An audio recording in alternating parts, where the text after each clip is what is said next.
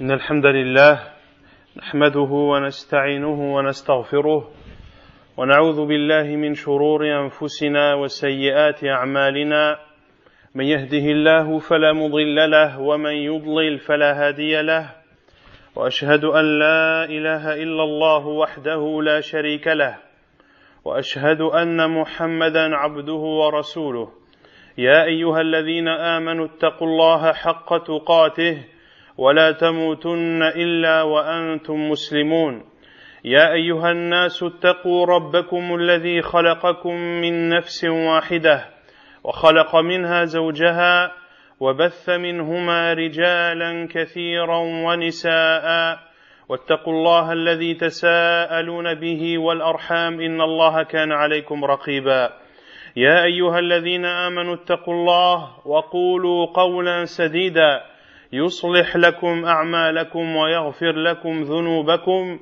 ومن يطع الله ورسوله فقد فاز فوزا عظيما أما بعد فإن خير الكلام كلام الله وخير الهدي هدي محمد صلى الله عليه وسلم وشر الأمور محدثاتها وكل محدثة بدعة وكل بدعة ضلالة وكل ضلالة في النار أما بعد فأولا يسعدني ويشرفني أن ألتقي بإخواني من مدينة ألون ونسأل الله عز وجل كما جمعنا في هذا المكان المبارك أن يجعلنا في أعلى العليين في جنات النعيم.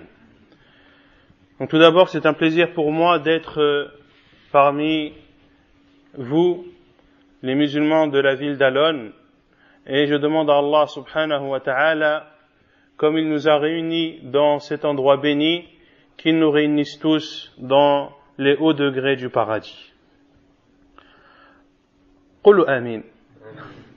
Amanakum la turidun? Vous ne voulez pas qu'on se retrouve tous au paradis? Qulu amin. وموضوع الكلمة حول تربية الأولاد وهو من المواضيع التي هي مهمة في غاية الأهمية وكلنا أبناء أو آباء أو بنات أو أمهات ويجب أن يعرف المسلم كيف يربي أولاده التربية الصحيحة التربية الإسلامية الموافقة لكتاب الله ولسنة رسول الله صلى الله عليه وعلى آله وسلم. والمسلم له اهتمام بأولاده وهذا اقتداء بأنبياء الله ورسله فكانوا يهتمون بأولادهم وكانوا يهتمون بذرياتهم. فهذا نوح عليه السلام قص الله عز وجل علينا قصة نوح مع ابنه في سورة هود. قال الله تعالى يا بني اركب معنا ولا تكن مع الكافرين قال سآوي إلى جبل يعصمني من الماء قال لا عاصم اليوم من أمر الله إلا من رحم وحال بينهما الموج فكان من المغرقين.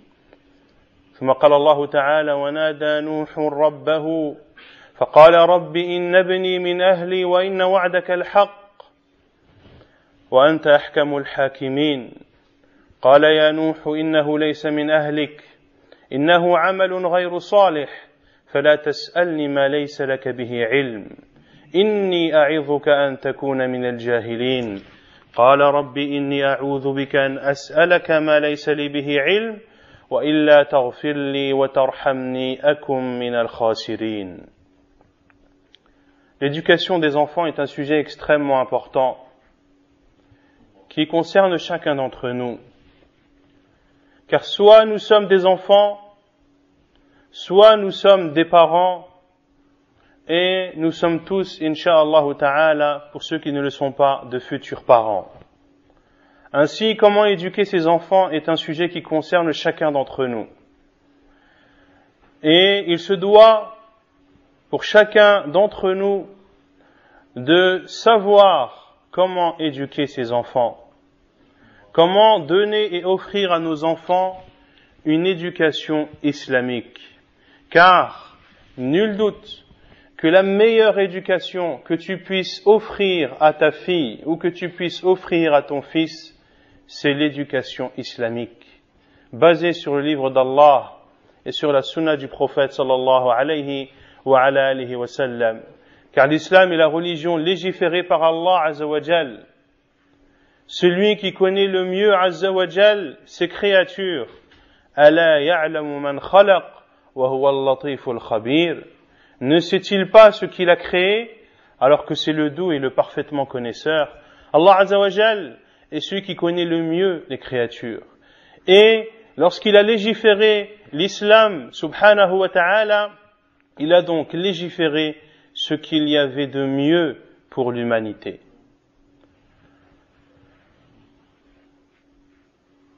Et le musulman doit donner de l'importance à ses enfants. Et ceci est l'exemple des prophètes et envoyés d'Allah.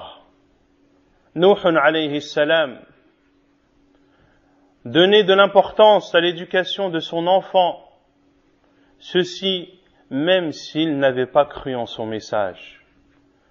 Ainsi, les parents donnent de l'importance à leurs enfants et à leur éducation, même si leurs enfants ne sont pas de la même religion qu'eux. Allah Azza wa Jalla nous dit, en sourate Hud, lorsqu'il nous cite l'histoire de Nuh alayhi salam et de son fils, Allah Azza wa Jalla dit, en parlant de Nuh, qu'il a dit à son fils, « Ô mon fils, monte avec nous, c'est-à-dire dans l'arche, وَلَا تَكُمْ مَعَ الْكَافِرِينَ et ne fais pas partie des mécréants, de ceux qui n'ont pas cru en moi. » Il a répondu, son fils, « Je vais me réfugier au-dessus d'une montagne qui me préservera de l'eau. » De l'eau, car vous savez que le peuple de Nuh, alayhi salam, a été anéanti par un déluge qui a englouti l'ensemble de la terre. Et Nuh alayhi salam lui a dit, La asima al-yawma min amrillah, point de protecteur aujourd'hui contre le commandement d'Allah. Quel que soit l'endroit que tu prendras comme refuge, il n'échappera pas au commandement d'Allah. Sauf ce qu'Allah Azza wa Jalla a fait entrer dans sa miséricorde. Et Allah Azza wa Jalla dit, en terminant ce verset, وَحَالَ بَيْنَهُمَا الْمَوْجُ فَكَانَ مِنَ الْمُغْرَقِينَ et d'énormes vagues se sont interposées entre Nuh alayhi salam et son fils, فَكَانَ مِنَ الْمُغْرَقِينَ et il a fait partie des noyés. Nuh alayhi salam s'est adressé à son fils en espérant qu'il croie en lui et qu'il le rejoigne et qu'il soit sauvé, malgré qu'il ne croyait pas en son message. Et Nuh alayhi salam, dans l'autre verset de Surat Hud, les versets 45 à 47, où Nuh alayhi salam s'est adressé à Allah Azza wa Jal et a dit, ô Seigneur, mon fils fait partie de ma famille. Wa inna wa'daka al-haqq, et ta promesse est vérité. La promesse est vérité, la promesse qu'Allah subhanahu wa ta'ala a fait à Nuh alayhi salam de le préserver, lui et sa famille. Mais Allah Azza wa Jal a fait une exception, sauf ceux contre qui le décret est déjà prononcé. Et Nuh alayhi salam, avant que le déluge ne se déverse sur la terre, s'est rappelé cette promesse d'Allah Azza wa Jal, lorsqu'Allah Azza wa Jal a dit حتى إذا جاء أمرنا وفار التنور وقلنا احمل فيها من كل زوجين اثنين وأهلك إلا من سبق عليه القول ومن آمن وما آمن معه إلا قليل.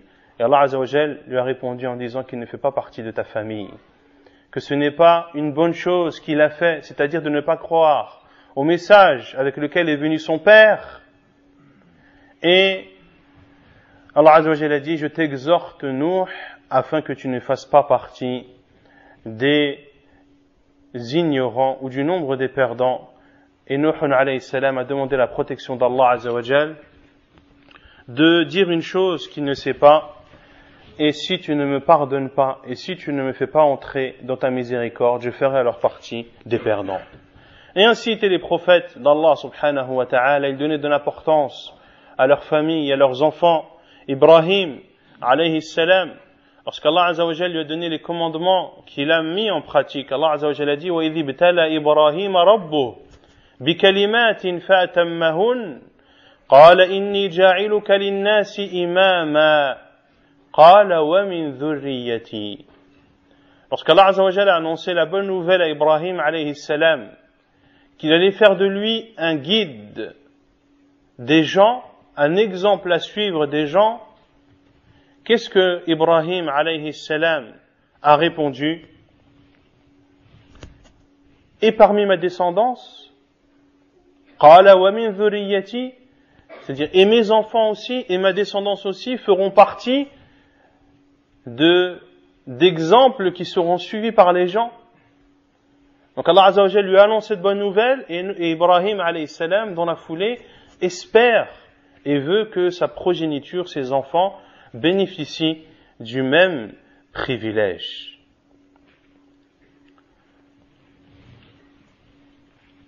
Un autre verset qui prouve cela,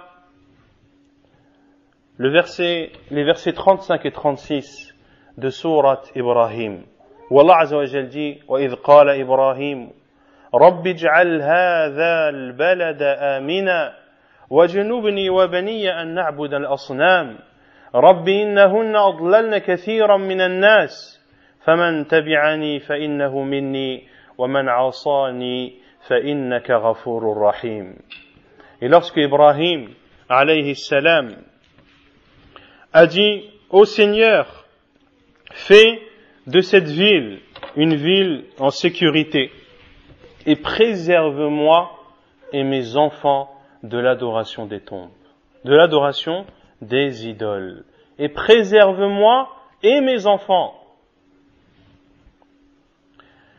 Ibrahim alayhi salam a également dit, comme Allah Azza wa Jalla nous le cite dans le 47e verset de sourate Ibrahim, Rabbi ij'alni muqima as-salati wa min dhurriyyati Rabbana wa taqabbal du'a.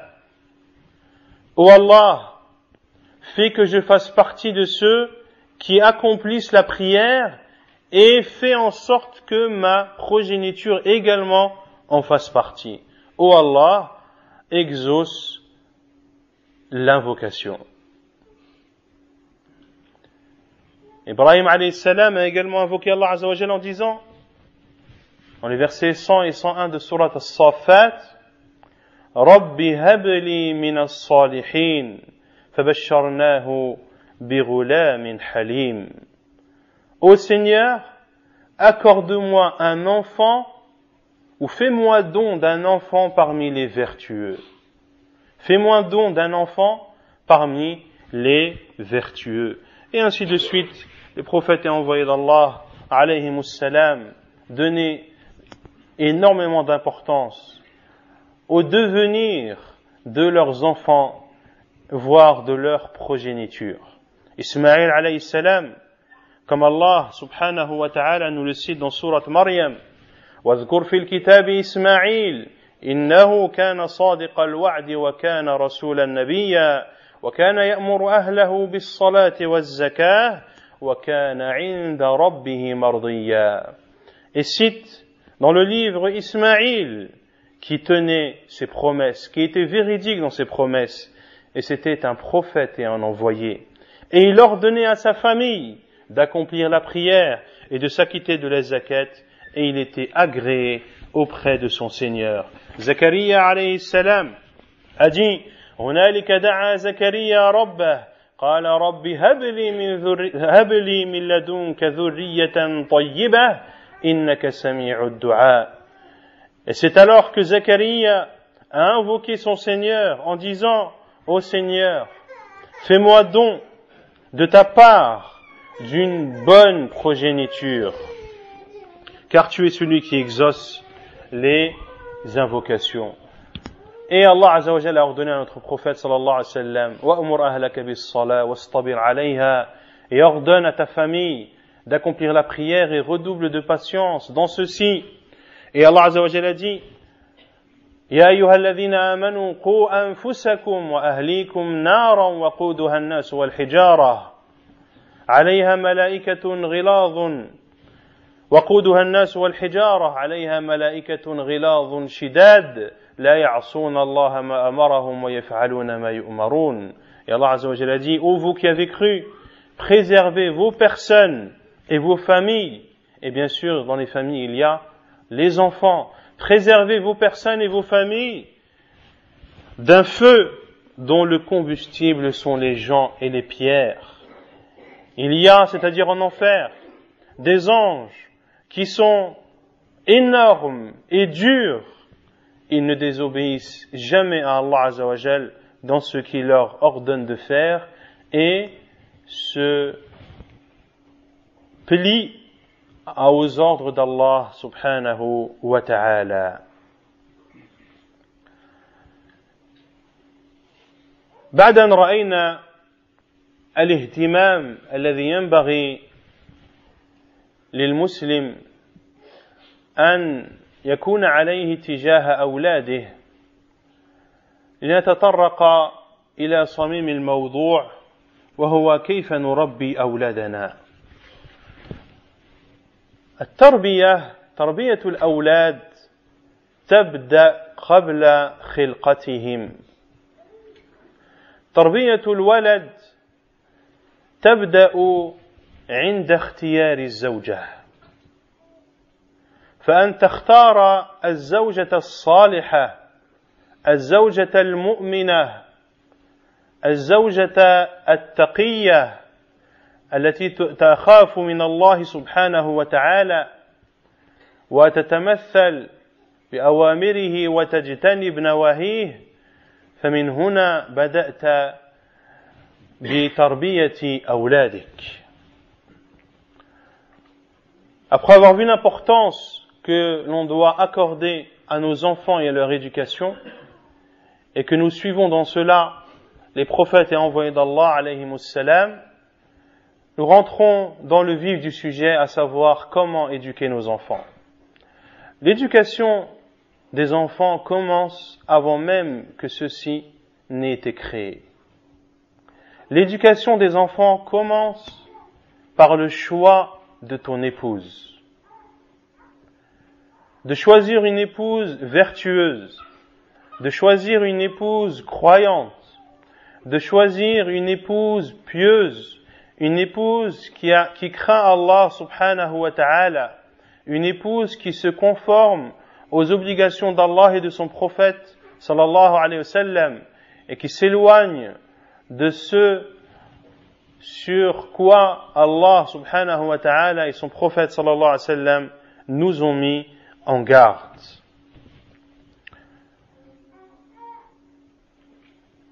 Allah ta'ala يقول والله جعل لكم من أنفسكم أزواجا وجعل لكم من أزواجكم بنين وحفظة ورزقكم من الطيبات.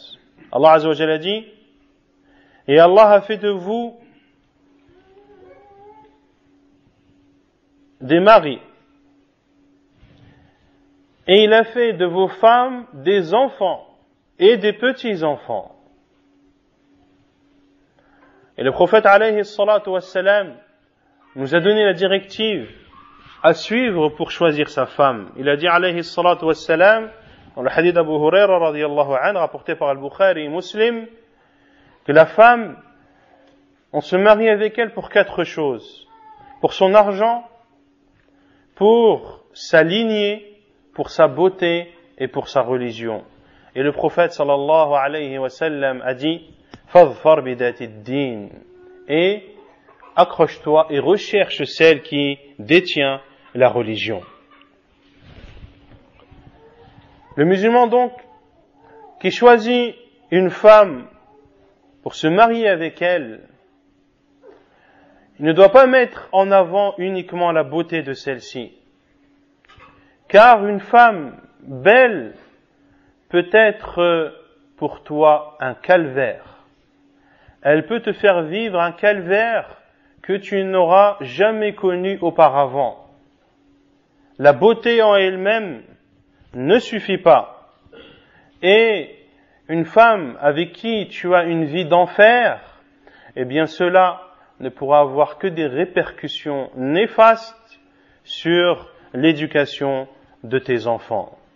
Et au contraire, ou à l'inverse, la femme vertueuse, la femme pieuse, avec qui tu t'entraides dans le bien et avec qui tu t'entraides dans le délaissement du mal, eh bien, cette femme pieuse fera en sorte d'éduquer tes enfants et de t'accorder et de t'offrir une progéniture vertueuse.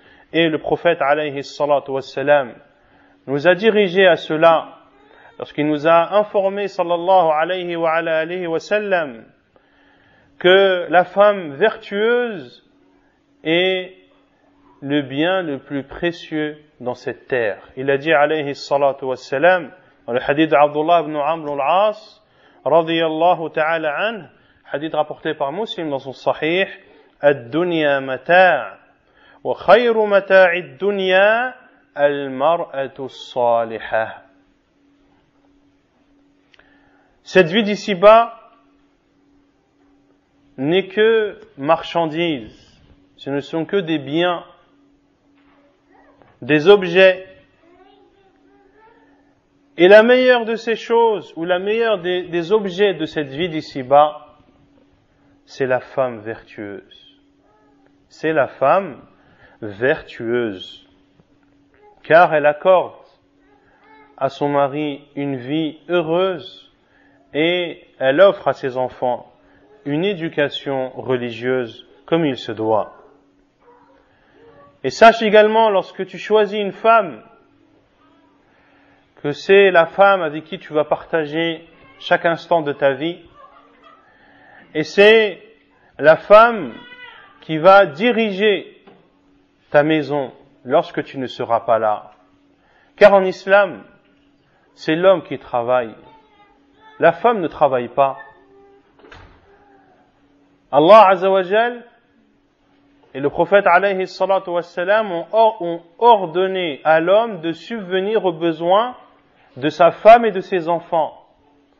Une femme n'a pas à travailler, sauf dans des cas précis, dans des cas de force majeure, où elle se retrouve seule et qu'elle doit nourrir ses enfants. Mais une femme mariée, elle n'a pas besoin de travailler. Qu'est-ce qu'elle va faire en travaillant? Elle va se mélanger avec les hommes. On va lui demander d'enlever son voile. Elle ne pourra pas faire ses prières à l'heure. Elle va devoir trouver une nourrice pour garder ses enfants.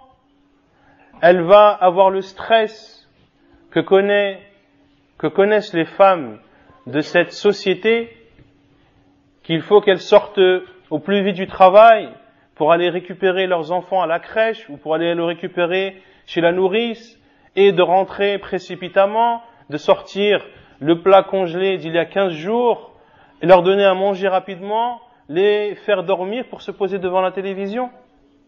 C'est ça une vie heureuse. Ce n'est pas une vie, ça. Une musulmane ne conçoit pas la vie de cette façon. Nous avons été créés pour adorer Allah subhanahu wa ta'ala. Nous n'avons pas été créés pour courir derrière cette vie d'ici-bas. Une femme a une responsabilité qui est d'éduquer ses enfants. Ainsi, tous les conseils qui vont être donnés, bien sûr, sont donnés au père comme aux mères, mais la mère est la plus concernée, car c'est elle qui passe le plus de temps avec ses enfants. Le mari travaille, subvient à ses besoins, aide sa femme dans l'éducation de ses enfants, mais la tâche principale est donnée à la mère.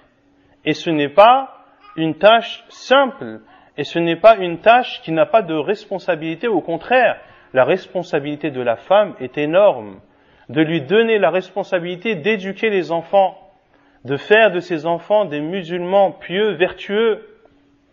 Et combien de grands savants de notre époque, des imams dans la religion, sont devenus imams grâce à l'éducation de leur mère. Grâce à l'éducation de leur mère. Beaucoup de savants contemporains et anciens, vous verrez dans leur biographie que beaucoup, pas tous, mais beaucoup, étaient orphelins dès leur plus jeune âge. Et ils n'avaient que leur mère. Et c'est leur mère qui leur a donné cette éducation religieuse. C'est leur mère qui les a encouragés à apprendre la religion. Et au final, eh bien, ce sont devenus des imams dans la religion, des savants vers lesquels retournent les musulmans en cas de problème, des savants vers lesquels les musulmans retournent pour poser leurs questions et pour soumettre leurs problèmes.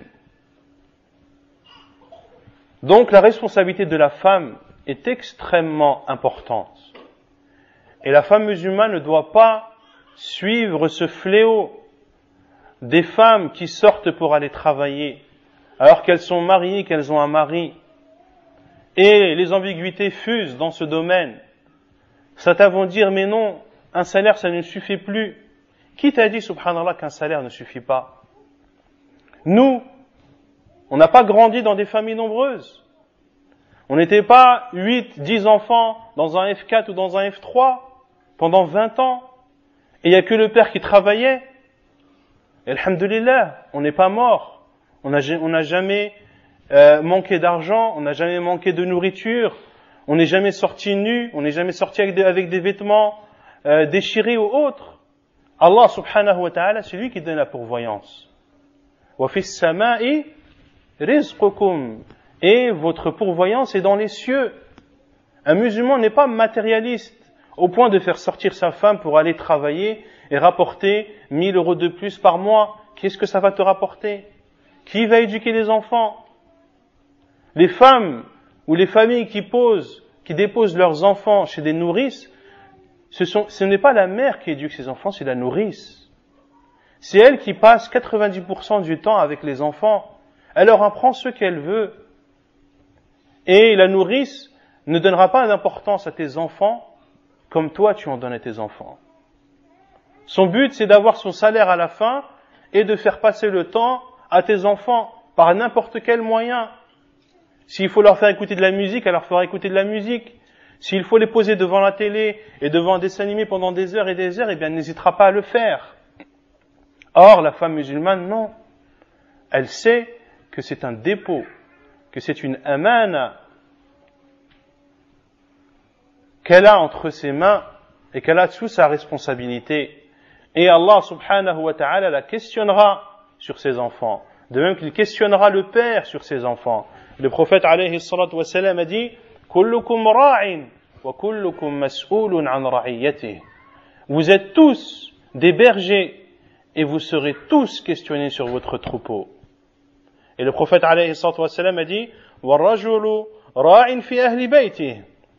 Et l'homme est berger et responsable des gens de sa famille. Wal mar'atu ra'iyatun ala bayti zawjiha wa waladihi.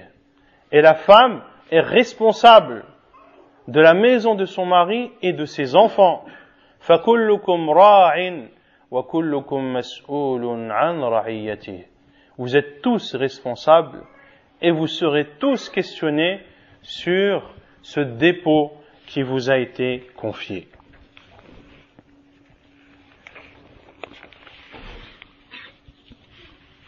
Ce qui fait partie également de l'éducation des enfants, après avoir choisi la femme pieuse et vertueuse, c'est de faire la aqiqa de son enfant et de choisir pour son enfant les noms, les prénoms les plus beaux.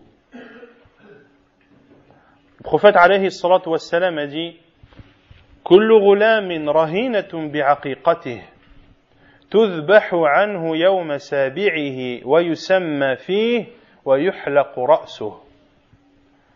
La aqiqa. Vous allez me dire quel est le rapport entre la aqiqa et l'éducation des enfants. Eh bien, il y a un rapport. Car le prophète alayhi salatu wassalam a dit chaque enfant est otage de sa aqiqa. Et la aqiqa, c'est la brebis que tu sacrifies. 2 pour un garçon et 1 pour une fille. Qu'est-ce que ça veut dire que l'enfant est l'otage de sa aqiqa? Ou autrement dit, que l'enfant est le dépôt de garantie de sa aqiqa. Quand on dit dépôt de garantie, par exemple, tu empruntes un objet à une personne et tu lui dis, je t'emprunte cette chose et je te donne en garantie 1000 euros. Ces 1000 euros sont l'otage du fait que tu restitues cette chose à cette personne. Ainsi, est-ce que tu peux faire de ces 1000 euros ce que tu veux? Non. Ils sont bloqués chez la personne. Lorsque le prophète sallallahu alayhi wa sallam a dit que l'enfant est l'otage de sa aqiqa, c'est-à-dire qu'il ne sera libéré que lorsque tu auras sacrifié pour lui, si c'est un garçon, 2 brebis, si c'est une fille, 1 brebis.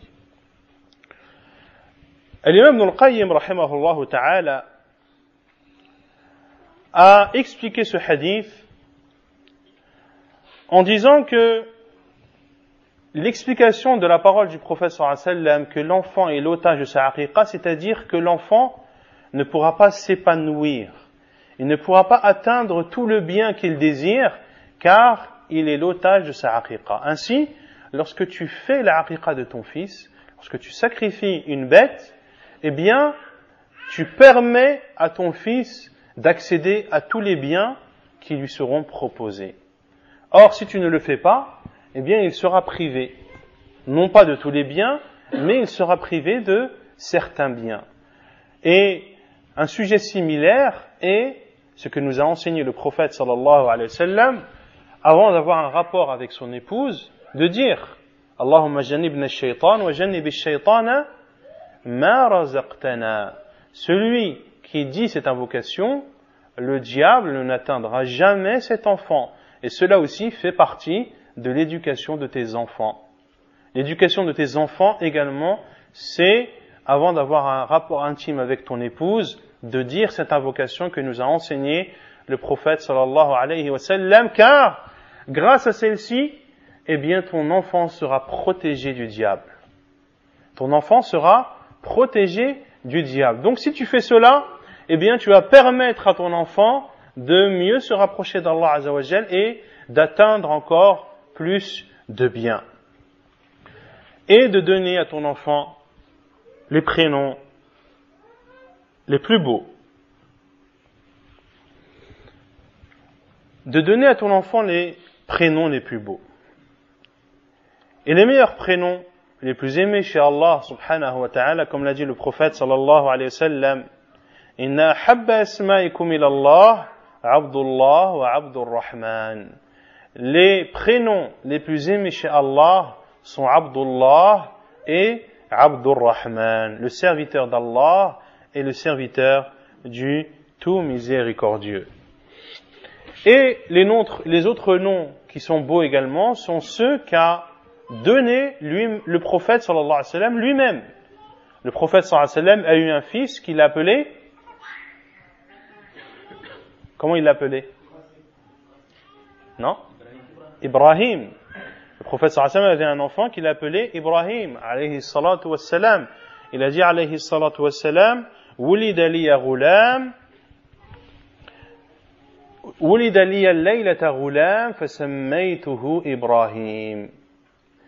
Il m'a été accordé cette nuit un enfant que j'ai appelé Ibrahim. Et les savants ont déduit de ce hadith entre autres qu'il était autorisé de donner le prénom à son fils le jour même de sa naissance. Car la sunna la plus répandue est de donner un prénom à son enfant, si cela est possible, le 7e jour. Mais il est aussi autorisé de donner un prénom à son enfant la nuit même de sa naissance. Parmi les prénoms également, Youssouf. Un compagnon appelé Youssouf ibn Abdillah ibn Sallam, radiyallahu anhu, a dit, et le hadith est rapporté par Al-Bukhari dans l'Adab al-Mufrad et authentifié par Sheikh Al-Albani rahimahullah, أتيت أو سماني رسول الله صلى الله عليه وسلم يوسف وأقعدني على حجره ومسح على رأسي. Le prophète sallallahu alayhi wa sallam m'a prénommé ou m'a nommé Youssouf et il m'a fait asseoir sur son giron et il a passé sa main sur ma tête. Et il y a des prénoms qu'a fortement déconseillé le prophète sallallahu alayhi wa sallam. Parmi ces noms, Aflah, wa Rabah, wa Yassar, wa Nafi'. Et le hadith est rapporté par Muslim dans son Sahih. Ce qui fait partie également de l'éducation des enfants, c'est de nourrir tes enfants par le halal, de subvenir aux besoins de tes enfants à travers de l'argent licite et non illicite. Et sache que l'argent que tu dépenses pour ta famille est le plus aimé chez Allah subhanahu wa ta'ala. Dans le hadith d'Abu Hurayra radiyallahu anhu, le prophète sallallahu alayhi wa sallam a dit: dinarun anfaqtahu fi sabilillah, wa dinarun anfaqtahu fi raqabah, wa dinarun tasaddaqta bihi ala miskin, wa dinarun anfaqtahu ala ahlik, a'zamuha ajra alladhi anfaqtahu ala ahlik. والحديث رواه مسلم في صحيحه.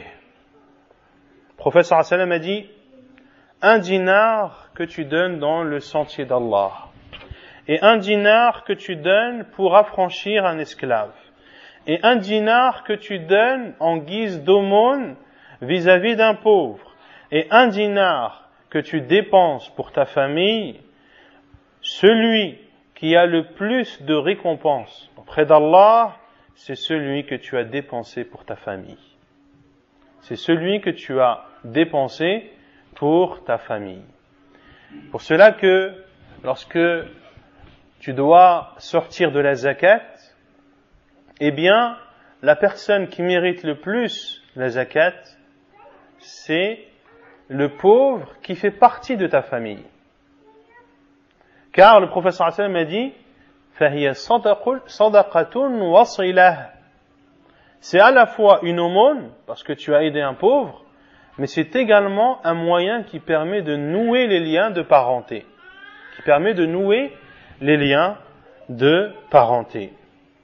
Ainsi, le père de famille doit s'éloigner de l'argent haram comme il s'éloigne des bêtes féroces. Il doit s'éloigner de l'usure. Il doit s'éloigner de la tricherie. Il doit s'éloigner du vol. Il doit s'éloigner de la tromperie. Il doit s'éloigner de l'usurpation et de tous les moyens qu'a interdit Allah subhanahu wa ta'ala. Et qu'il se rappelle la parole du prophète sallallahu alayhi wa sallam: kullu lahmin nabata min as-suht fan-naru awla bih. Toute viande, autrement dit toute chair qui grandit à travers de l'argent illicite, eh bien l'enfer sera sa meilleure destination, wal iyadhu billah. Car lorsque tu t'appropries de l'argent de façon illicite, tout d'abord Allah subhanahu wa ta'ala n'y met pas de baraka. Et Allah subhanahu wa ta'ala va faire en sorte que tu veuilles encore plus. Et demander à toutes ces personnes qui se sont appropriées de l'argent de façon illicite, demandez-leur s'ils sont tranquilles. Demandez-leur s'ils profitent réellement de leur argent. Vous les verrez dans les problèmes, vous les verrez tout le temps soucieux, et vous verrez qu'en réalité, ils n'ont pas profité de leur argent. Que ce soit ceux qui font des crédits à la banque, vous verrez que le jour où ils perdent leur travail, eh bien, ils se retrouvent dans des difficultés ou au point même qu'ils ne trouvent même pas de quoi nourrir leurs enfants. Combien sont venus à moi me dire « Wallah, akhi, j'ai un crédit à la banque, j'ai plus de revenus, et la banque me prend quand même ce que je lui dois par mois, et je n'ai même pas de quoi acheter à manger à mes enfants. » Et il me demande de lui prêter 10 euros ou 20 euros pour qu'il puisse acheter du pain, acheter du lait pour donner à manger à ses enfants. La banque ne sera en aucun cas miséricordieux envers toi. La banque ne connaît que son bénéfice. Elle ne connaît que son argent qu'elle t'a prêté, que tu aies des revenus ou que tu n'en aies pas. Vous savez que vous voyez les non-musulmans, lorsque leur poste est menacé, vous les voyez dans tous leurs états. Oh là là, si jamais je ne travaille plus, mais comment je vais faire pour payer mon crédit de la maison, de la voiture, de la machine à laver, d'un tel et d'un tel. Tout ce qu'il a autour de lui, ça ne lui appartient pas, subhanallah. Un musulman, il n'est pas comme ça. Un musulman, il vit selon ses capacités. Tu as l'argent pour louer un appartement, eh bien loue un appartement, akhi. Pourquoi est-ce que tu veux une maison? Tes moyens te permettent de t'acheter une voiture modeste, eh bien achète-toi une voiture modeste. Pourquoi, en ayant 1200 euros de salaire par mois, tu veux t'acheter la dernière Mercedes? Et t'endetter pour cela, subhanallah. Un musulman, il vit selon ses possibilités, selon ses capacités. S'il travaille, alhamdulillah, s'il travaille pas, il demande à Allah Azza wa Jal de l'aider dans sa tâche. Mais en aucun cas, le musulman, il est troublé parce que du jour au lendemain, il ne travaille plus. Non. Le musulman, il s'en remet à Allah, subhanahu wa ta'ala, et il fait les causes. Donc vous verrez que toutes ces personnes qui se sont appropriées de l'argent de façon illicite n'en profitent pas.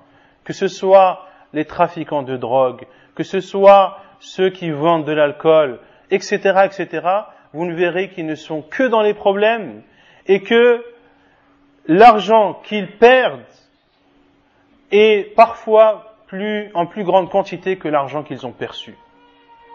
Des personnes qui viennent vers moi me disant que il a perdu la semaine dernière 300 000 euros.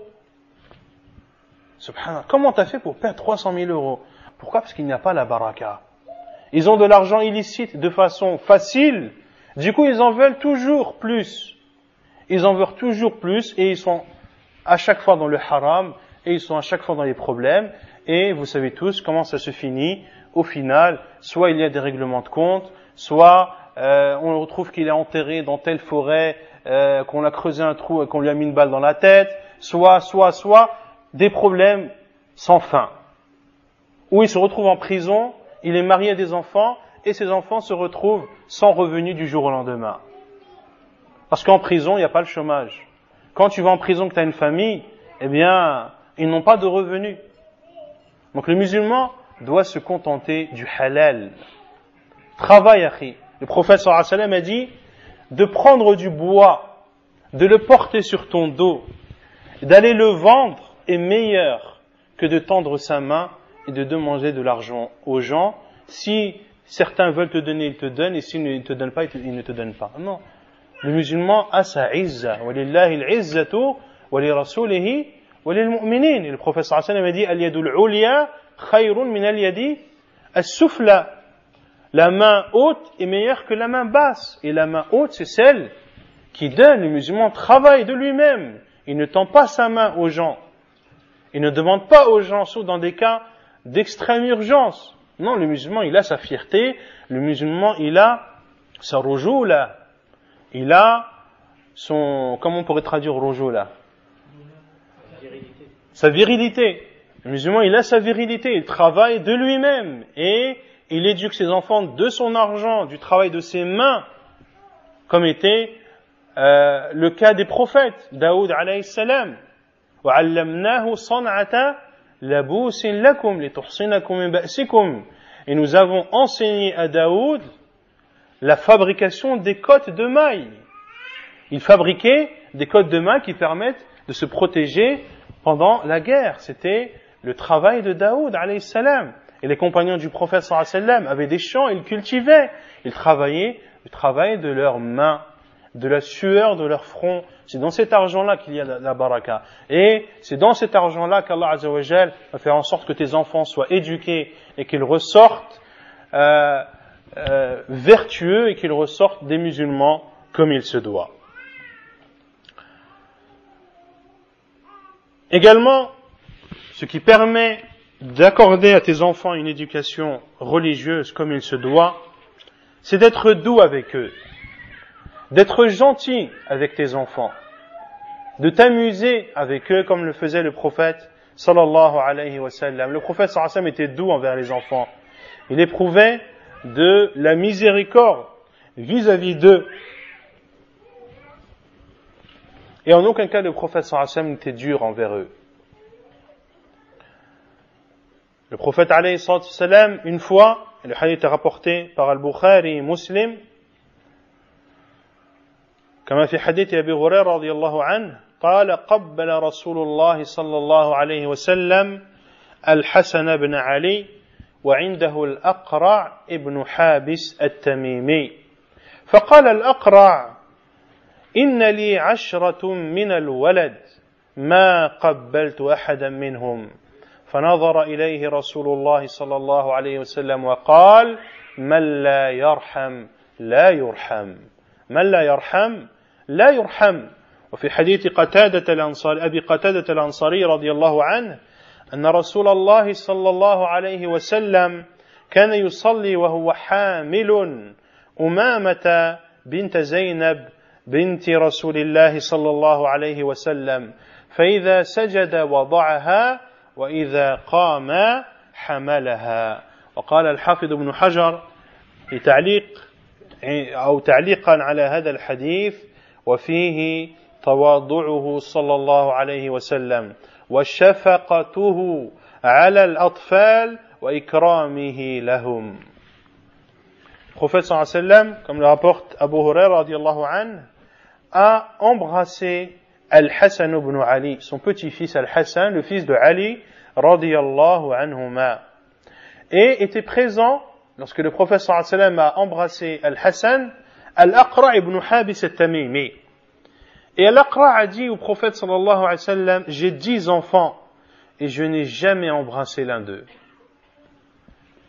Le prophète sallallahu alayhi wa sallam l'a regardé et lui a dit, celui qui n'est pas miséricordieux ne bénéficiera pas de la miséricorde. Celui qui n'est pas miséricordieux envers les enfants, eh bien, il ne bénéficiera pas de la totale miséricorde d'Allah subhanahu wa ta'ala. Et dans le hadith de Abi Qatadah al-Ansari radiyallahu anhu, il dit que le prophète sallallahu alayhi wa sallam priait en prenant dans ses bras Umamah, la fille de Zaynab, la fille du prophète sallallahu alayhi wa sallam. Le prophète sallallahu alayhi wa sallam priait en prenant sa petite fille Umamah. Et lorsque le prophète sallallahu alayhi wa sallam se prosternait, il la posait à même le sol, et lorsqu'il se levait, il la reprenait. C'était qui? Le prophète sallallahu alayhi wa sallam, l'imam des musulmans. Si un imam faisait ça de nos jours, combien d'heures on lui donnerait encore à vivre? 2 heures, 1 heure, quelques minutes? Cela prouve l'amour qu'avait le prophète sallallahu alayhi wa sallam envers les enfants et la tendresse qu'il avait vis-à-vis d'eux sallallahu alayhi wa sallam. Il a fait la khutbah de Jumu'ah une fois, alayhi salatu wa salam, et il a vu Al-Hassan ou Al-Hussein qui marchait fragilement et qui avait une belle robe, qui avait mis une belle tunique. Et il le voyait marcher entre les rangs de façon déstabilisée, il allait presque tomber, puis se relever, etc. Et le prophète sallallahu alayhi wa sallam du minbar est descendu. Il a pris son petit-fils, il l'a embrassé, et le prophète sallallahu alayhi wa sallam s'est adressé à ses compagnons en leur disant, je n'ai pu résister. En le voyant marcher de façon fragile, je n'ai pu résister et je suis descendu pour le prendre. Puis il a lu la parole d'Allah Azza wa Jal, Innama amwalukum wa awladukum fitnah. Vos biens et vos enfants sont une tentation. Et le prophète sallallahu alayhi wa sallam saluait les enfants. Et cela montre la modestie du prophète alayhi salatu wa salam. C'était le gouverneur des musulmans, c'était l'élu d'Allah subhanahu wa ta'ala. Et lorsqu'il passait à proximité d'enfants, eh bien, il les saluait sallallahu alayhi wa alihi wa sallam. Et le prophète alayhi sallam jouait, plaisantait aussi avec les enfants. Il a dit au frère de Anas ibn Malik, lorsque son oiseau est mort, Ya Umayr, ma fa'ala an-nughayr. Ô Umayr, qu'est-ce qu'a fait l'oisillon? Qu'est-ce qu'a fait l'oisillon? Et les savants, dans ce hadith qui est extrêmement court, ont déduit plus de 70 bénéfices et 70 morales à retenir de ce hadith que vous pouvez retrouver dans un audio que j'ai fait sur les morales à retenir du hadith de Ô Abu Umayr, qu'a fait l'oisillon, et j'ai entre autres traduit un petit livret d'un savant qui a justement dénombré plus de 70 morales à retenir de ce hadith. Et parmi les choses que l'on retient de ce hadith, c'est le fait que le prophète sallallahu alayhi wa sallam s'amusait avec les enfants, qu'il plaisantait avec eux en ne disant que la vérité, et que le prophète sallallahu alayhi wa sallam demandait après eux également. Car le prophète sallallahu alayhi wa sallam voyait cet enfant jouer avec un oiseau, et le prophète sallallahu alayhi wa sallam a vu dans le visage de cet oiseau, de cet enfant, Umayr, que quelque chose n'allait pas. Et il a demandé à son frère Anas, qu'a-t-il? Et il lui a répondu que l'oiseau était mort. Et le prophète sallallahu alayhi wa sallam lui a leur dit, Ô Abu Umayr, mais qu'a fait l'oisillon? Ce qui permet aussi d'accorder à ses enfants une bonne éducation, c'est de les éduquer dans l'hygiène, de leur apprendre l'hygiène de leur corps, l'hygiène de leurs vêtements, car l'hygiène a son importance dans la santé. Or, un enfant que tu veux éduquer convenablement, il faut que ce soit un enfant qui soit dans les conditions adéquates pour être éduqué et qui ait aussi une santé bonne. Ainsi, le musulman doit éduquer son enfant à être propre, à être hygiénique. Et une parole que l'on entend beaucoup des gens, an-nadhafatu min al-iman. La propreté ou l'hygiène fait partie de la foi. C'est une parole qui est vraie, mais ce n'est pas un hadith du prophète sallallahu alayhi wa alihi wa sallam. Le hadith à ce sujet est faible, et très faible même. Et l'hygiène également, c'est l'hygiène dans le fait de manger. D'éduquer tes enfants pour qu'ils mangent à une heure précise et pour qu'ils mangent la quantité de nourriture qui leur est suffisante. De ne pas laisser ton enfant manger n'importe quoi à n'importe quelle heure, ou de laisser ton enfant manger ce que mange un adulte. Non. Le prophète sallallahu alayhi wa sallam a dit Ma mala'a adamiyyun wi'a'an sharran min batnih. Le fils d'Adam n'a jamais rempli un réservoir pire que son ventre. Le pire réservoir que tu peux remplir, c'est ton estomac. Et le prophète sallallahu alayhi wa sallam a dit Bihasbi ibn Adam akalatun yuqimna sulbah. Que le fils d'Adam se contente de quelques bouchées qui vont faire en sorte qu'il tienne debout et qu'il soit en bonne santé et en conditions physiques normales. فَإِنْ كَانَ لَا مَحَالَةَ. Et si alors il n'a d'autre solution, alors qu'il consacre un tiers à sa nourriture, un tiers à sa boisson et un tiers à sa respiration. Voilà, comme le disait Cheikh Al-Uthaymin, rahimahullah ta'ala, si les musulmans appliquaient ce hadith du prophète sallallahu alayhi wa sallam, il y aurait très peu de maladies. Car la plupart des maladies qui sont présentes à notre époque, que ce soit les maladies cardiovasculaires, ou que ce soit le diabète, ou que ce soit les autres maladies qu'Allah Azza wa Jal nous en préserve, vous verrez que la plupart de ces maladies ont pour origine une mauvaise hygiène alimentaire. De manger soit des choses trop grasses, soit des choses trop sucrées, ou soit de manger tout simplement en grande quantité. Et le prophète sallallahu alayhi wa sallam a cité parmi les signes de la fin du temps, وَيَظْهَرْ فِيهِمُ السِّمَنُ, et l'obésité apparaîtra chez eux.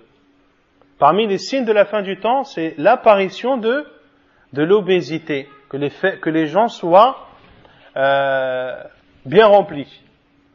Cela fait partie des signes de la fin du temps. Et Cheikh Al-Uthaymin, rahimahullah, dit que le musulman qui applique ce hadith du prophète sallallahu alayhi wa sallam ne connaîtra pas de maladie, sauf si Allah Azza wa Jal en décide autrement. Et malheureusement, comme le dit Cheikh Al-Uthaymin, il dit, il m'a été rapporté que ce sont les non-musulmans qui font attention à leur hygiène alimentaire.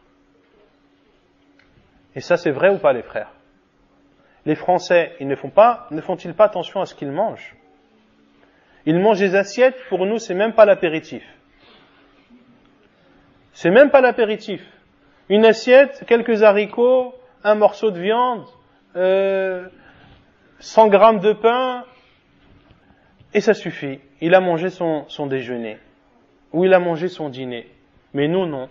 Non, il faut la salade, il faut des poulets, il faut le riz, il faut ci, il faut ça. Une assiette pour 20 personnes, elle suffit à 3.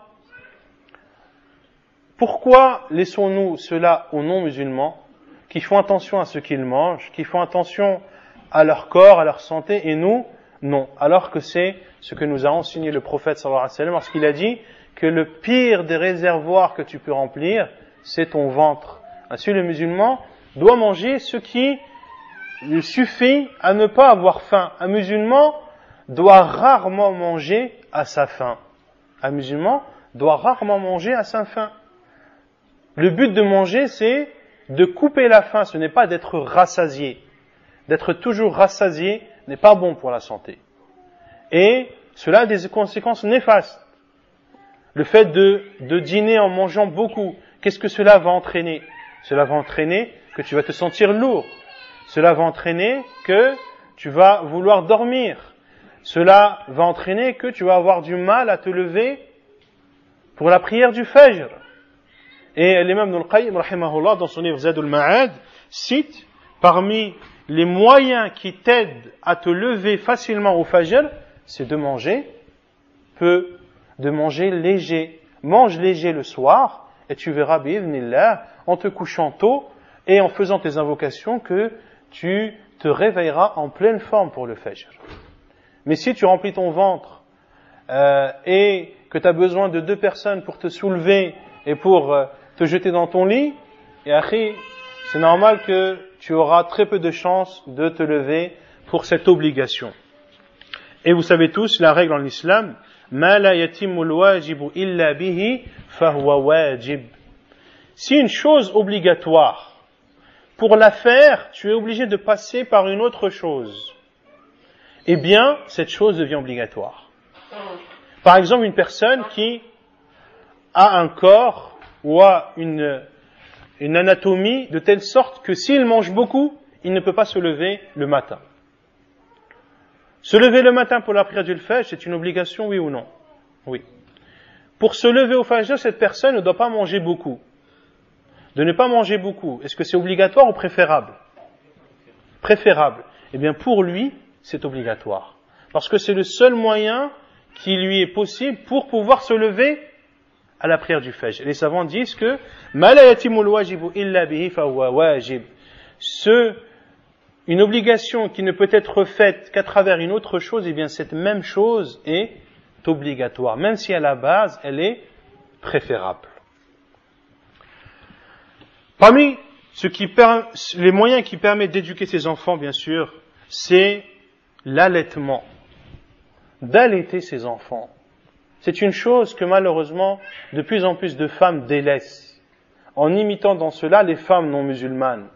Les femmes non musulmanes, la plupart maintenant, vu qu'elles travaillent, vu que ci, vu que cela, eh bien, fait en sorte que elles n'allaitent plus leurs enfants, ou c'est douloureux, ou que cela déforme leur anatomie, etc., eh bien, elles ne préfèrent pas allaiter. Elles préfèrent lui donner le lait chimique. Non, une musulmane doit, ce n'est pas une obligation, mais doit faire en sorte d'allaiter son enfant le plus possible. Et elle doit patienter dans cela, car dans le fait d'allaiter ton enfant, eh bien cela ne peut être que profitable pour lui dans tous les sens du terme. Et bien sûr, ce qui va permettre de donner à ton enfant une éducation religieuse, c'est bien sûr de leur enseigner l'islam, de leur procurer un enseignement religieux, de leur procurer un enseignement religieux. Et la première parole, ou les premières paroles que doivent prononcer tes enfants, chers musulmans et chères musulmanes, c'est l'attestation qu'il n'y a de vraie divinité qu'Allah et que Muhammad sallallahu alayhi wa sallam est son envoyé. هذا أول ما ينطق به الولد الذي ربي تربية إسلامية أن يكون أول كلامه لا إله إلا الله. Ainsi tu dois éduquer ton enfant, chers musulmans et chères musulmanes. Lorsqu'il commence à parler, au lieu de lui apprendre des comptines, au lieu de lui apprendre au clair de la lune ou je ne sais quoi d'autre, apprends-lui la ilaha illallah. Apprends-lui qu'il y a de vraies divinités qui ne méritent d'être adorées qu'Allah. Montre-lui qu'il a un Seigneur, subhanahu wa ta'ala, qu'il a créé et qu'il doit adorer. Apprends-lui et enseigne-lui qu'il a un prophète, sallallahu alayhi wa sallam, qu'il doit suivre. Ce qu'il faut aussi enseigner à ses enfants, c'est bien sûr le livre d'Allah subhanahu wa ta'ala, de leur enseigner le Coran. Certains vont dire, oui, mais les enfants, leur apprendre le Coran dès qu'ils sont tout petits, il faut attendre. Taïb, pourquoi est-ce que tu lui apprends des chansons? Pourquoi est-ce que tu lui apprends des anachid à ton enfant qui a 2 ans? Parce que c'est plus assimilable, les enfants, ils ont l'habitude des chansons. Les enfants, ils ont l'habitude. Quels enfants qui ont l'habitude d'apprendre les chansons ou les anachid? Quelle est la meilleure parole? N'est-ce pas la parole d'Allah subhanahu wa ta'ala? Oui ou non? Ce sont donc les meilleures paroles que tu puisses apprendre à ton enfant. Apprends-lui le Fatiha. Apprends-lui le Mu'awwidhatayn. Fais-lui inculque en lui l'amour du Coran. Enseigne-lui que le Coran c'est la parole d'Allah subhanahu wa ta'ala et qu'il doit l'apprendre et qu'Inch'Allah il faut qu'il l'apprenne entièrement car il n'y a pas une parole plus véridique que la parole d'Allah subhanahu wa ta'ala. Et celui qui juge par la parole d'Allah ne jugera qu'avec justice. Et celui qui se cramponne au livre d'Allah subhanahu wa ta'ala, il ne connaîtra jamais l'égarement. Ensuite, parmi les enseignements à donner à ton fils, c'est bien sûr de lui apprendre la prière. De lui apprendre la prière dès le plus jeune âge, en habituant ton enfant à prier avec toi, même s'il n'a pas 7 ans. Il faut commencer à leur ordonner la prière à l'âge de 7 ans. Ça ne veut pas dire que de 0 à 7 ans, il n'a jamais entendu parler de la prière. Ou de 0 à 7 ans, il n'est jamais rentré dans une mosquée. Non, cela veut dire qu'à 7 ans, tu vas commencer à lui ordonner de faire la prière. Mais, tout avant, il y a un travail à faire. Si ton enfant te voit prier un nawafil chez toi, si, lorsque la femme se lève pour prier chez elle, elle dit à son enfant de venir se mettre à côté d'elle pour prier, eh bien c'est une éducation. Tu éduques ton enfant à faire sa prière. Tu vas inculquer ça en lui. Et quand il aura 7 ans, ce sera inné en lui, par la volonté d'Allah subhanahu wa ta'ala. Tu n'auras même pas besoin de lui dire, il la fera de son propre chef, car durant toutes les années précédentes, tu l'as éduqué à cela. Et le prophète sallallahu alayhi wa sallam a dit, Muru abna'akum bis salah li sab' wadribuhum alayha li 'ashr. ordonnez à vos enfants d'accomplir la prière à l'âge de 7 ans et frappez-les lorsqu'ils la délaissent à l'âge de 10 ans. Et bien sûr, les frapper, ce n'est pas les bastonner, ce n'est pas les battre, mais c'est les tapoter pour faire influence sur eux ou pour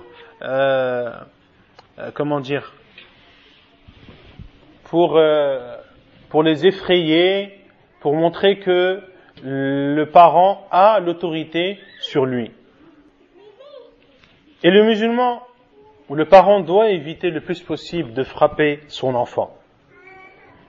Il doit éviter le plus possible de frapper son enfant car le prophète sallallahu alayhi wa sallam n'était pas ainsi.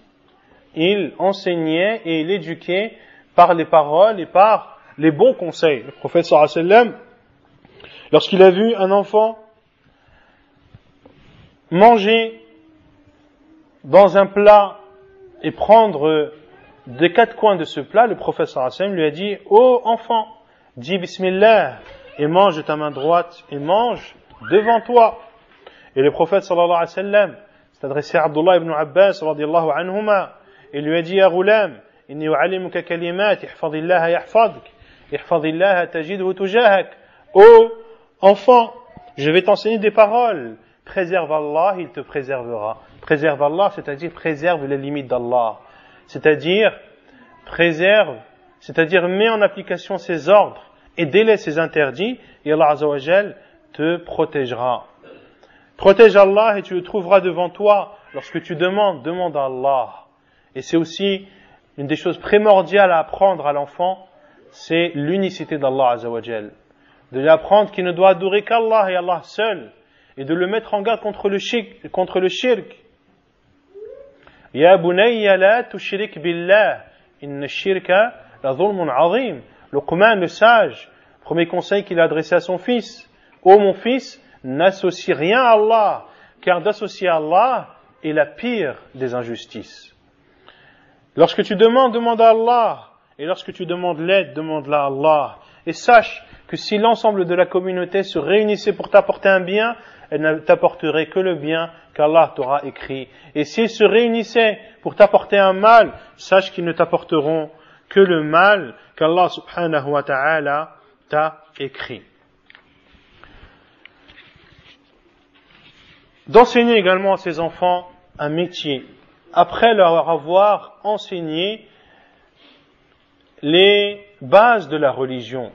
Après avoir enseigné à tes enfants la religion, après lui avoir appris l'attestation qu'il n'y a de vraie divinité qui ne mérite d'être adorée qu'Allah, et que Muhammad sallallahu alayhi wa sallam est son envoyé, après lui avoir enseigné la prière, la zakat, après lui avoir enseigné comment manger, comment boire, ce qu'il faut dire avant de dormir en se réveillant, ce qu'il faut dire lorsque l'on entre à la mosquée, lorsqu'on sort de celle-ci, ce qu'il faut dire lorsque l'on entre à la maison, lorsqu'on sort de celle-ci, ce qu'il faut dire dans telle et telle situation, après avoir enseigné de façon générale la religion à ton fils, à ton enfant, à ta fille, eh bien, pour ton fils, il faut aussi que tu l'aides à avoir un métier qui lui permettra de subvenir à ses besoins et aux besoins de sa famille.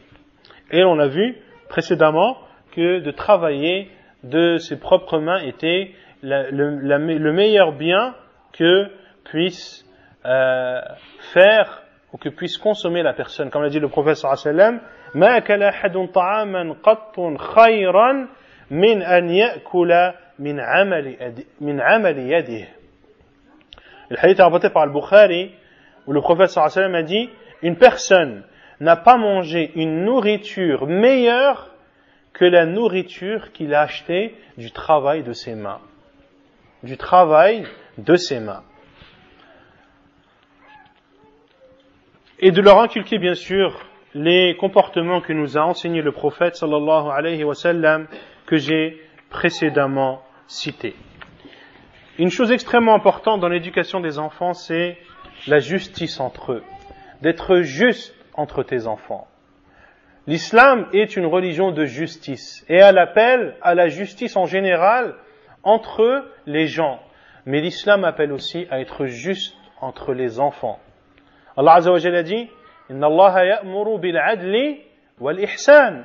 Allah ordonne la justice et la bienfaisance.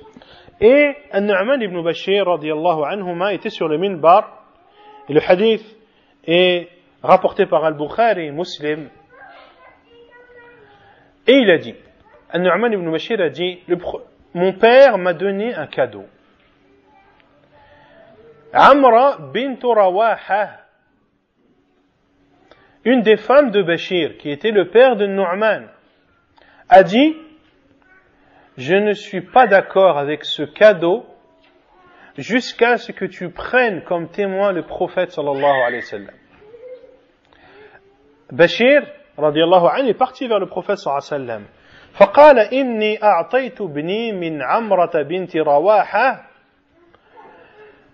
عطية فأمرتني أن أشهدك يا رسول الله فقال أعطيت سائر ولدك مثل هذا قال لا قال فاتقوا الله واعدلوا بين أولادكم قال فرجع فرد عطيته. Bashir est parti vers le prophète sallallahu alayhi wa sallam et a dit, j'ai donné un cadeau à mon fils que j'ai eu de ma femme Amra bint Rawaha. Mais elle m'a ordonné de te prendre comme témoin dans cela. Le prophète sallallahu alayhi wa sallam lui a dit, est-ce que tu as donné la même chose à tes autres enfants? Il a dit non. Le prophète sallallahu alayhi wa sallam a dit, craignez Allah et soyez juste avec vos enfants. Craignez Allah et soyez juste avec vos enfants. Et dans une version de Muslim, le prophète sallallahu alayhi wa sallam a dit, est-ce que tu as donné à tous tes enfants le même cadeau? Il a répondu non. Le prophète sallallahu alayhi wa sallam lui a dit, rends-le, reprends-le. Dans une autre version, le prophète sallallahu alayhi wa sallam a dit, ô Bashir, ya Bashir, alaka waladun siwa hada, as-tu un autre enfant à part An-Nu'man? Il a dit oui, j'ai d'autres enfants. Le prophète sallallahu alayhi wa sallam lui a dit, leur as-tu donné la même chose que tu lui as donné? Il a répondu non. Le prophète sallallahu alayhi wa sallam a alors dit, fala tushhidni idhan la ashhadu ala jawr. Ne me prends donc pas comme témoin, car je ne suis pas témoin d'une injustice. Car je ne suis pas témoin d'une injustice. Et le prophète sallallahu alayhi wa sallam lui a dit dans une autre version de Sahih Muslim, as-tu donné à tes autres enfants ce que tu as donné à Nu'man? Il a répondu non. Le prophète sallallahu alayhi wa sallam lui a alors dit, prends autre que moi comme témoin. Prends un autre témoin. Et le prophète sallallahu alayhi wa sallam lui a dit, ayasurruka an yakunu ilayka fil birri sawa? Veux-tu qu'il soit bienfaisant envers toi de la même façon? Il a dit, bien sûr, ô envoyé d'Allah. Il a dit, alors, tu sais ce qu'il te reste à faire. Le père de famille qui a plusieurs enfants, ne veut-il pas que tous ses enfants soient bienfaisants envers lui? La réponse est oui. Dans ce cas-là, qu'il soit juste dans ce qu'il leur offre. Et les savants disent que le père doit être juste envers ses enfants dans tout. Que ce soit dans le bisou, que ce soit dans le compliment, que ce soit dans le cadeau, que ce soit dans les vêtements, dans toute chose, tu dois être juste envers tes enfants. Car si un enfant remarque que tu privilégies un autre de ses frères ou de ses sœurs vis-à-vis de lui, eh bien cela va créer la zizanie entre eux. Cela va créer des tensions entre eux. Cela va créer un désordre dans la famille. Et qui en sera la cause? Toi, cher père, ou toi, chère mère. Et je terminerai par cela, de choisir le bon compagnon pour son enfant. Et d'éduquer son enfant à choisir un bon ami. Et de ne pas hésiter à aller voir cet ami. Et de voir si, effectivement, il est bien ou non. Il faut que tu saches, chers frères et sœurs, avec qui ton fils traîne, qui il côtoie. Est-ce que ce sont des personnes pieuses? Est-ce que ce sont des personnes qui vont rappeler à ton enfant Allah et son envoyé? Ou est-ce que ce sont des enfants qui vont leur enseigner les mauvaises choses, qui vont leur enseigner les mauvais mœurs qui vont leur enseigner à boire, à fumer, à fréquenter les filles, à voler, etc., etc. Tu dois être extrêmement vigilant à cela et enseigne à ton fils qu'il doit choisir des bons amis et enseigne-lui la parole du prophète sallallahu alayhi wa sallam. Al-mar'u ala dini khalilih, falyanzur ahadukum man yukhalil. La personne a la même religion que son ami. Que l'un d'entre vous regarde donc qui il prend comme ami. Ton enfant doit avoir cela à l'esprit et il doit choisir l'enfant qui sera son ami, qui l'aidera à adorer Allah subhanahu wa ta'ala. Et enseigne-lui également la parole d'Allah azza wa jal. وَيَوْمَ يَعَضُّ الظَّالِمُ عَلَى يَدَيْهِ يَقُولُ يَا لَيْتَنِي اتَّخَذْتُ مَعَ الرَّسُولِ سَبِيلًا يَا وَيْلَتَى لَيْتَنِي لَمْ أَتَّخِذْ فُلَانًا خَلِيلًا لَقَدْ أَضَلَّنِي عَنِ الذِّكْرِ بَعْدَ إِذْ جَاءَنِي وَكَانَ الشَّيْطَانُ لِلْإِنسَانِ خَذُولًا. Et enseigne-lui la parole d'Allah azza wa jal. Et je terminerai par ceci. Le jour où l'injuste mordra ses deux mains en disant « Oh, si seulement j'avais suivi un chemin avec le messager. Oh, si seulement je n'avais pas pris un tel comme ami. Il m'a égaré du rappel après que celui-ci me soit venu. » Et le diable délaisse après avoir tenté. Ainsi, le diable, il te tente à faire la désobéissance à Allah subhanahu wa ta'ala, puis, lorsque tu es en plein dedans, il te laisse. Il te laisse, et il fera la même chose le jour du jugement, lorsqu'Allah azza wa jal réunira les gens de l'enfer, et le diable s'adressera à eux, en leur disant que il ne leur sera d'aucun secours, comme eux ne seront pour le diable d'aucun secours. Et il leur dira que lui, la seule chose qu'il a fait, c'est de les appeler, et que ce sont eux qui l'ont suivi, et que ce sont eux qui l'ont écouté. Et que maintenant, eh bien, ils n'ont que leurs larmes pour pleurer, et ils n'ont que leur voix pour crier, et pour exprimer leur douleur, et subir le châtiment d'Allah, subhanahu wa ta'ala.